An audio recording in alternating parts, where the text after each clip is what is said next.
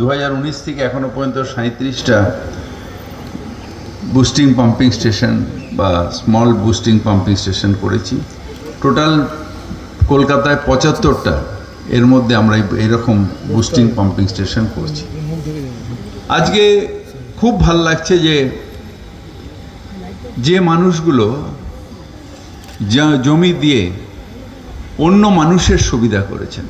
আমার ঠিক আজকের বাজারে এক ছটাক জমিও মানুষ ছাড়ে না।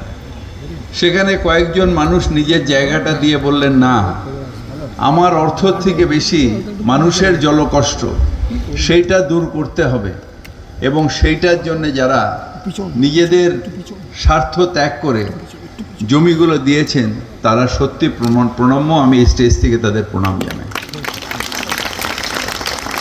এখানে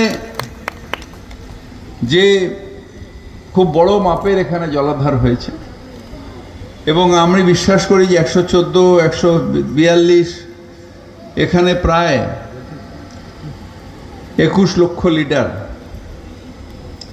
জল এখানে থাকবে, এবং আমাদের প্রায় খরচা হয়েছে 38 কোটি টাকা মতন আমাদের খরচা হয়েছে।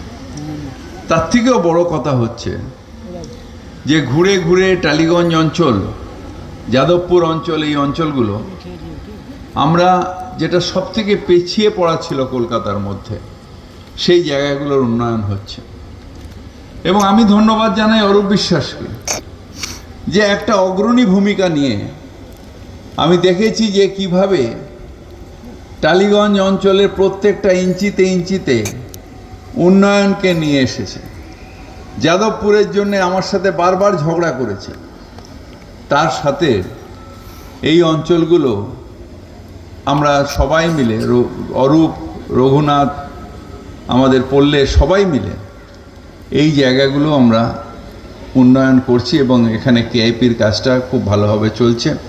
কিছু জায়গায় বাদ ছিল, সেই জায়গাগুলো এইবারের যে প্রজেক্ট আছে তার মধ্যে ধরে নেওয়া হয়েছে।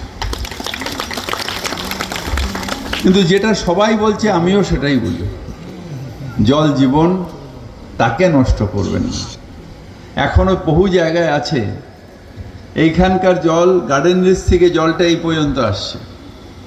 এই জল 30,000 মানুষ উপকৃত হবে।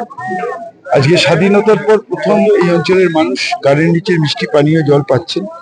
আমরা অভিনন্দন জানাই আমাদের রাজ্যের মাননীয় মুখ্যমন্ত্রী মমতা বন্দ্যোপাধ্যায়কে, মহানগরী ফিরহাদ হাকিমকে, যে অঞ্চলের মানুষের জন্য তারা এত সুন্দর একটা পরিকল্পনা করে এই একেবারে প্রান্তিক, মানে একদম জোকার পিছন দিকে এখানে আমরা মানুষের কাছে মিষ্টি পানীয় জল পৌঁছে দিতে পারলাম। পরন্তু আপনি মঞ্চ থেকে স্বর্গীয় মুখ্যমন্ত্রী বুদ্ধ ভট্টাচার্যের বিষয়টা বলতে গিয়ে তিনি এত বছর ছিলেন কিন্তু মানুষ জল পায়নি, এই ব্যর্থতা কেন, বিরোধী কেন? দেখুন, একটা কথা, বামপন্থীরা তো কোনোদিনও কাজ করেনি। তারা কিভাবে জিতেছেন আপনারাও জানেন। তখন আপনি ছোট ছিলেন, আপনার যারা সিনিয়র সাংবাদিক তাদের জিজ্ঞেস করবেন, জানতে পারবেন। আমরা মানুষের কাছে ভোট চাই, আমরা কাজ করে ভোট চাই। আমরা সারাদিন মানুষের পাশে থাকি, মানুষের জন্য করি, মানুষের পাশে থাকি, তাই মানুষের কাছে ভোট চাই।